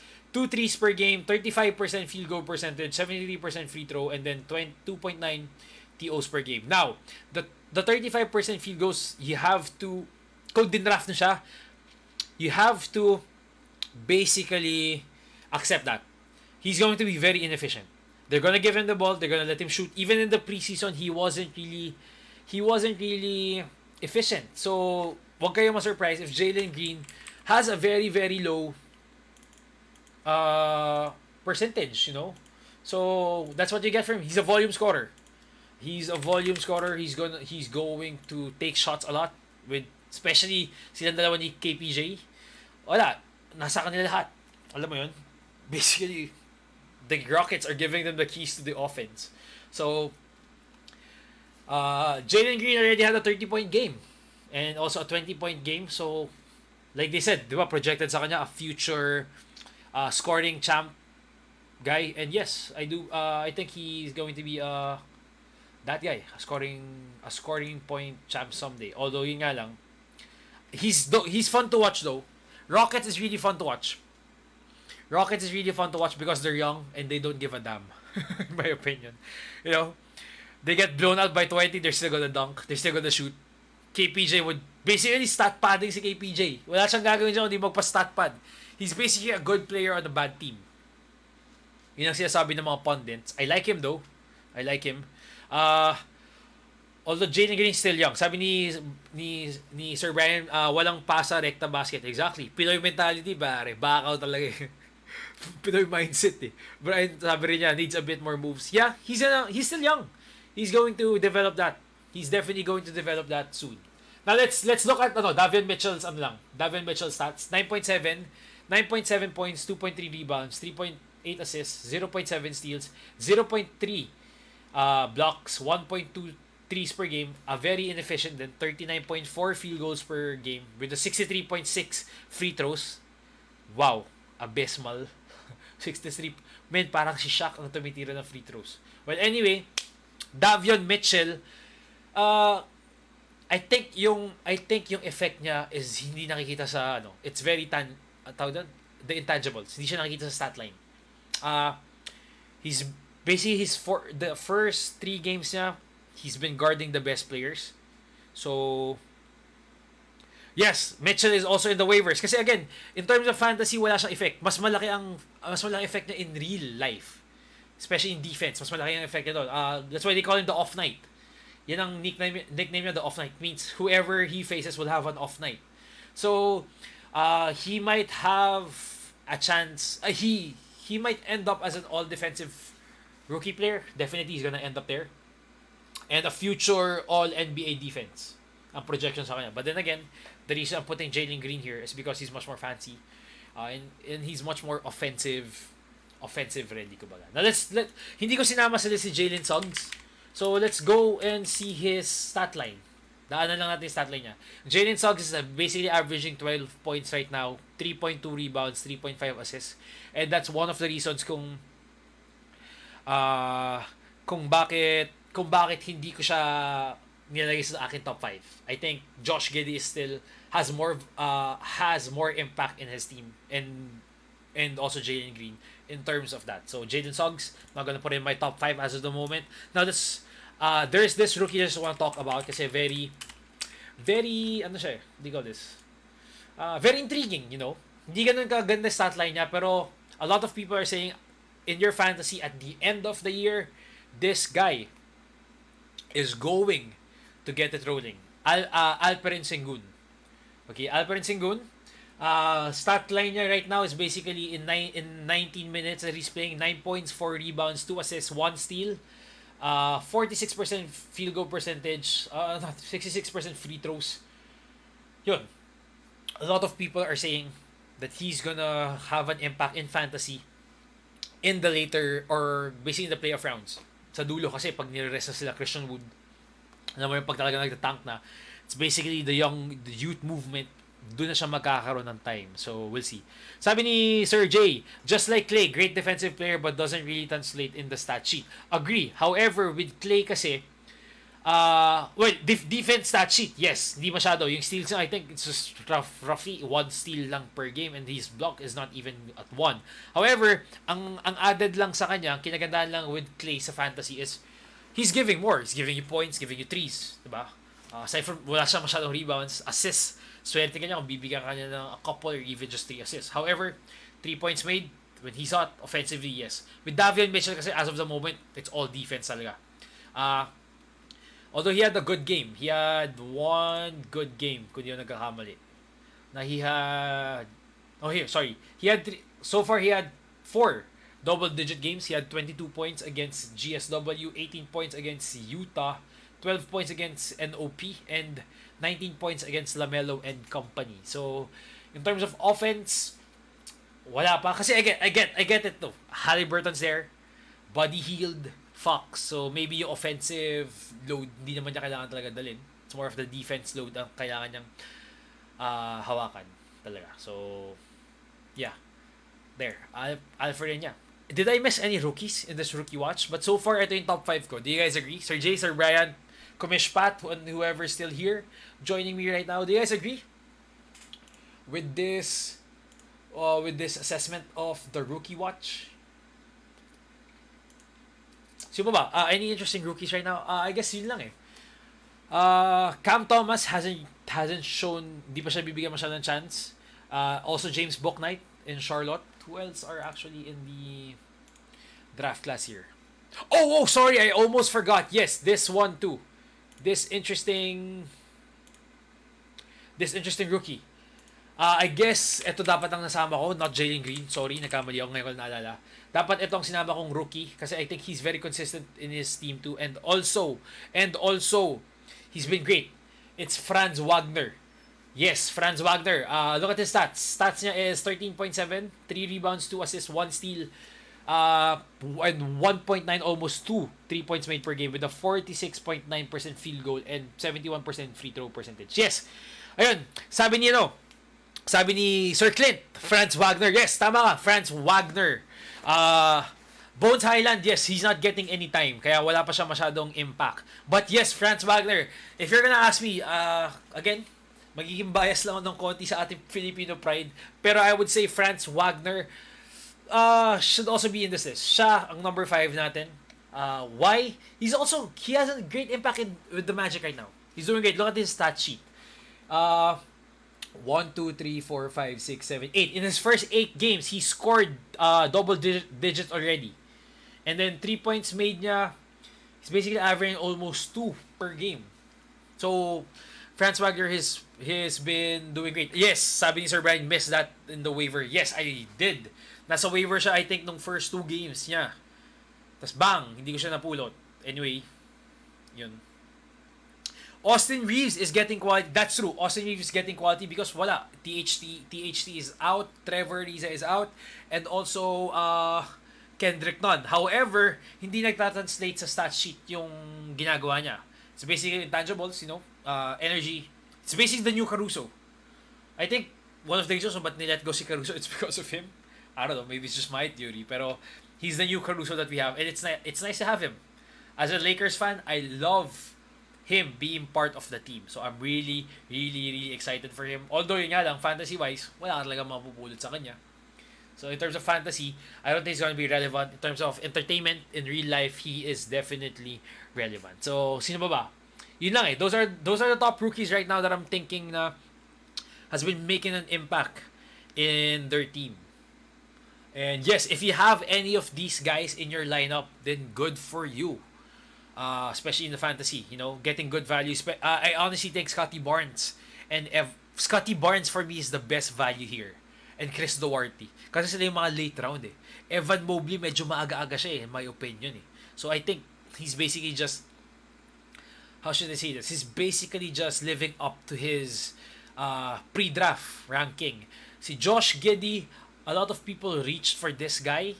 So if you got him at the right spot, he's giving you decent numbers. Now, Jalen Green is, in terms of fantasy, I think he's been disappointing. Siya yung disappointing kasi in one of my leagues, he was drafted as a 4th round, if I'm not mistaken. So, this is, ang daming players na mas okay sa kaya dun sa draft ko na yun. Hindi ko alam. Ginrab na si Jalen Green because of the hype. Also, Cade Cunningham. In terms of Cade Cunningham, siya rin ang isa sa, in terms of fantasy, yung mga nag-reach sa kanya. So, naaawa ko sa kanila.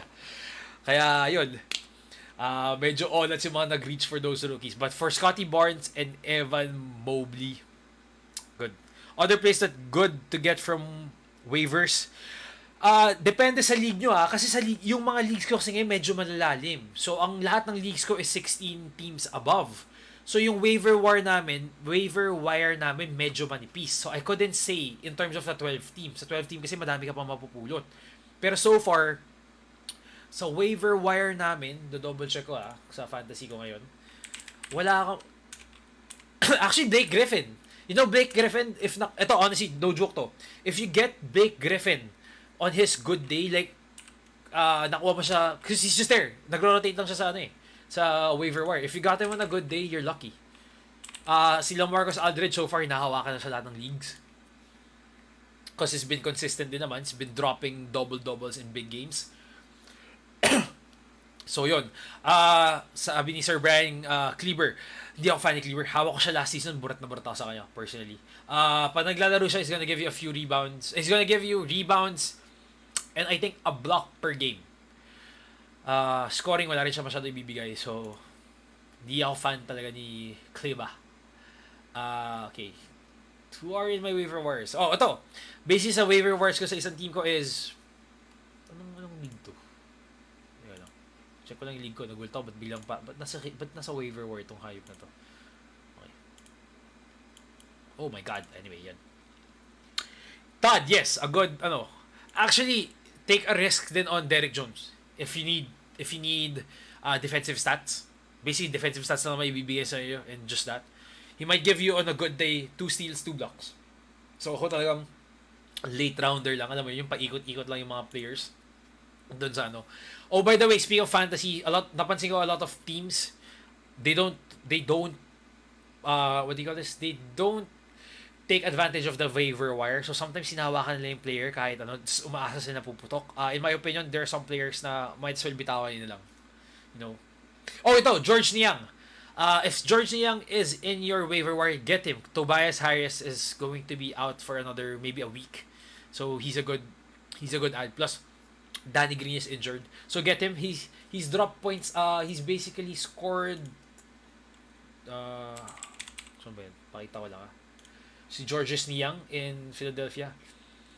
His past 4 games, 21 points, 18 points, 14 points, 12 points. Basically gonna give you 3 scoring, that's it. Basically scoring ang ibibigyan sa'yo. So if you need a boost in scoring, go get this guy. Over Cam Johnson in my opinion.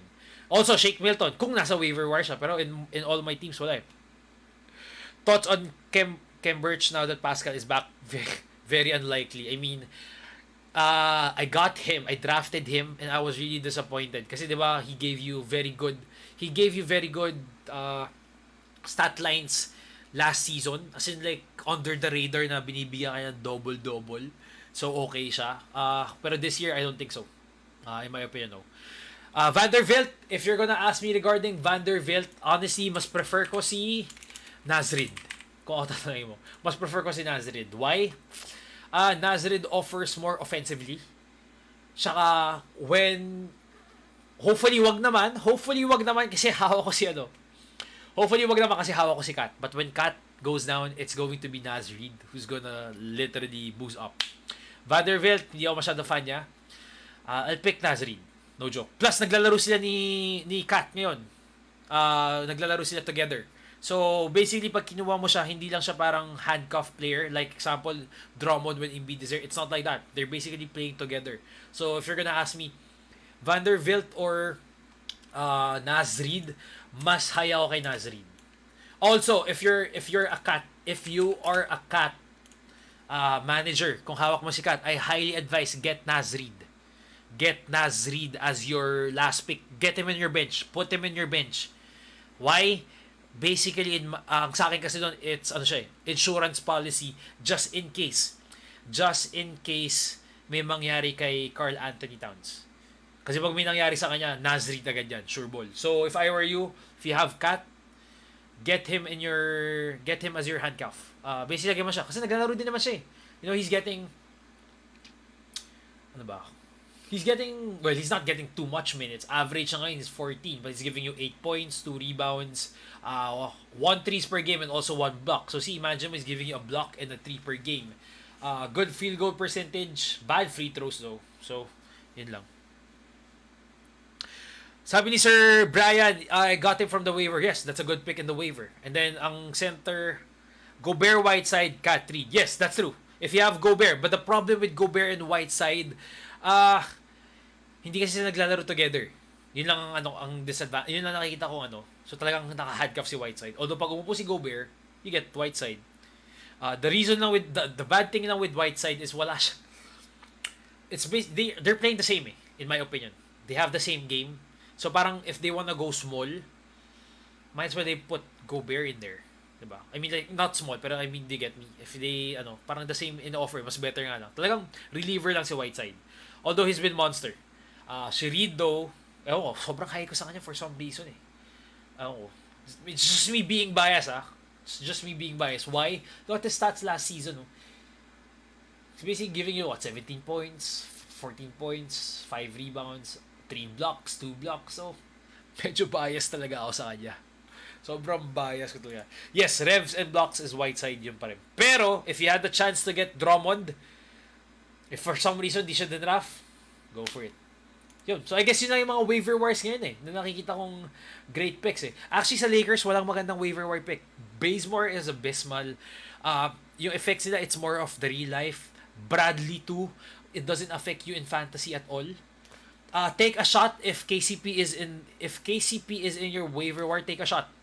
Sometimes he's gonna get hot, sometimes he's not gonna give you anything. So, take a shot on that guy. Yun lang yung mga nakita ko. Actually, Patrick Beverley, you need some assists, you need some steals, some rebounds, and may mga supplementary stats. Why not? Go ahead. Howard has been bad fantasy-wise this season. Even DeAndre Jordan has been bad fantasy-wise, in my opinion. Kaya dinadrop lang siya, pinapaikot-ikot lang siya. So yun. Honestly, Blake Griffin. Hayo kay Blake Griffin. Why? He's a starting center. Yes, hindi siya ganun kagaling, but you know what? He's playing as a starting center. So any time of the game, he might give you decent rebounds, gives you scoring, gives you 2-3. If he gives you a 2-3 per game, about 6-7 rebounds per game, okay na yun. I'm already happy for that as your 13th guy, di ba? As long as you, the thing kasi, as long as you didn't fucked up anything, as long as walang nag-zero above dun sa top 8 players mo, okay ka dun. Okay ka pumulot ng mga maliliit na mga stats na gano'n. It adds up din naman eh. So, ayun. Well, anyway, that's it. Dadaanan ko lang saglit yung UFC. Since wala akong alam sa UFC, ayoko magmagaling dito. Dadaanan ko lang yung fights nung sa UFC last time. Dadaanan ko lang yung UFC fight night. It was... Sino ba to? Kailan ba to? Wait. Yeah, ito pala. Sorry. This one. UFC 286. Kamaru Usman against Colby Covington. Kamaru winning via decision, and then women's starweight si Rose Namajunas against Wales Yang. He won again decision. She won. Rose won. Si Rose yung mukhang ano to eh. Basta yung mukhang batang maangas na babae. Well, anyway. Frankie Edgar losing. I saw the knockout for this one. Marlon Vera winning via TKO. And then for the featherweight naman, they had Shane Burgos against Billy Quarantillo. 14-3. Decision then. I guess this was a boring. I guess out of the main card, out of the 5 main cards, puro decision. Justin Gaethje, I'm not sure how you pronounce this. So he won against Michael Chandler. Now the preliminary card, let's see. I don't know any one of these guys, to be honest. I'm really sorry, guys. Oh yeah, the Beast. This one. This was the Beast, right? The TKO. Yung nagtumbling siya. Chris Barnett winning against Gian Villante. And then yeah. Yun lang. Honestly, wala akong alam, guys. I'll try to learn more about this UFC, and if ever may super fan ng UFC dyan, guys, message me. I want to talk about it, okay? So, let's talk about it. Now, the Canelo fight, I saw the knockout.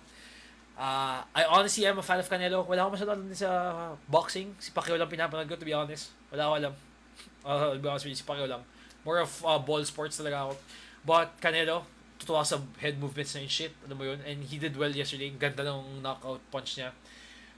Yeah. So anyway, Canelo won. Again, basically that's all that happened in the football. Oh yeah, Manchester City defeated Manchester United 2-0. Shit. Bullshit yun. I hate it. Defending of Manchester United abysmal. Sinave sila ni David De Gea first half. Had so many good saves. Yet the defending of Luke Shaw and freaking Harry Maguire. Fuck that guy. So frustrated with the team right now. Anyway, they lost 2-0. AC Milan drew against Inter Milan. So that's a derby. Yun lang nakita ko this week. So yun. But anyway, guys, thank you so much for joining me. I guess that's our episode today. Hopefully you guys enjoyed it. Hopefully na-enjoy yung mga slides na ginawa ko. Natuwa ako habang ginagawa to. Sana naging informative din ito. I hope it helped you learn more about the NBA and also the fantasy plus the football. I was really passionate kanina with my rant regarding football. So guys, again, Copa Paulino Alcantara Cup is now ongoing. It's a tournament until November 19. It's gonna be live on the PFL YouTube page and Facebook page. So guys, please do support local football. Since I'm a football fan, I'm encouraging everyone to watch it. What else? Basically that's it. Yeah, and then the NFL. This one, game tomorrow. So here are the games again. I'll show you again the games. The games for the Paulino Alcantara. Stallion against Dynamic Herbs Cebu FC. That will be on Wednesday, 7:30. And then group stages, Mindiola against Kaya on Wednesday, 4 p.m. And then I think this is on Sunday then. November 13 is Saturday, Mindiola FC against ADT. Okay, hot takes. Wala akong masyadong kilala dito, pero I think hindi ko masyadong kilala yung lineup. I think Stallion is gonna win this one. Stallion's gonna win this game. Mindiola FC against Kaya. Kaya's the heavily favorite this one. I would go with Kaya, pero Mindiola would make this a good game. And ADT against Mindiola, I have to go with Mindiola. But this is going to be a close one, I think. ADT is a very developing team. Maganda yung young guns natin dito. But Mindiola, I haven't seen their full lineup, but I'm pretty sure ang nag-handle dito sila Gadia, former UP. UP, yung mga UP players ang nandito. Nakita si Gadia, Danny Gadia, andyan nata. Saka si Ace, ang alam kong keeper dyan eh. Yun. So anyway, they'll be spearheaded by former UP standouts. Kung di ako nagkakamali. Yep. Yeah. Either Jan or shit. Hopefully tama ako. Hopefully tama ako. Pero hindi pa nakikita yung full lineup. Pero alam ko medyo lang maglalaro sila. So anyway, and yeah, that's the Paulino Alcantara Cup this week. And game tomorrow. So if you guys are NFL fans, game tomorrow. Last game for week 9. Pittsburgh Steelers against the Chicago Bears. So go check it out. We'll talk about week 10 next week, the NBA week this coming week, and other sporting events is coming this coming weekend. Hopefully makapag-talk pa ako regarding sa Premier League and also the what do you call this? The other football leagues we're gonna have. And dadaan natin yung Paulino Alcantara, Copa Paulino Alcantara. Alright, so thank you so much guys. Thank you for joining us. Next Level Fantasy Basketball. Thank you so much for giving me the platform to talk about sports in your page. So maraming salamat, Kumish. Kay Sir Brian, kay Sir Jay for dropping by, and also Sir Clint. Sa lahat na nag-comment. Si Kumish Patrick, Robin, and also JM for dropping by. Thank you so much for watching this episode of Wach Sports Podcast. Guys, don't forget, you could actually watch the replay of this episode on YouTube, or you can get this on Spotify. So I'll put the links later at the end of the show. There you can follow me, and please follow me here on the Wach Wach Facebook page, and also the Wach YouTube page. So guys, please follow it. Goal ko for the Wach page is 600 followers. As of the moment, we're at 560. So konti lang, please, let's go for 600 followers. And then sa YouTube page naman, I'm just looking for about 50 subscribers. Right now, we're at 17. And yes, don't forget, Tambayang Talong. Ivanders and Migo D or Flick Friends and me will have another episode this coming week. Guys, sorry, surprise. Hindi naman to surprise, pero we have to move our Tambayang Talong episode this week. Not this week, on Thursday, most likely. Wala kami episode tomorrow. We'll give an official announcement kung bakit. So, watch out for that. But definitely, we'll have our episode 33 this week. Hindi kami titigil. We're going for our episode 69. So guys, please do support us, okay? We'll see you this week, either Wednesday or Thursday. Mag-announce kami tomorrow kung kailan namin ilo-launch yung episode. But definitely, tomorrow for Tambayang Talong, walang Tambayang Tuesdays. Either Tambayang Wednesday tayo muna or Tambayang Thursdays. Alright guys, so, well, that's it for me. My name is Gio Kawachi, or Wach. Thank you so much for joining me here on Wach Sports Podcast. And I'll see you guys soon. Take care. Stay safe. Bye guys.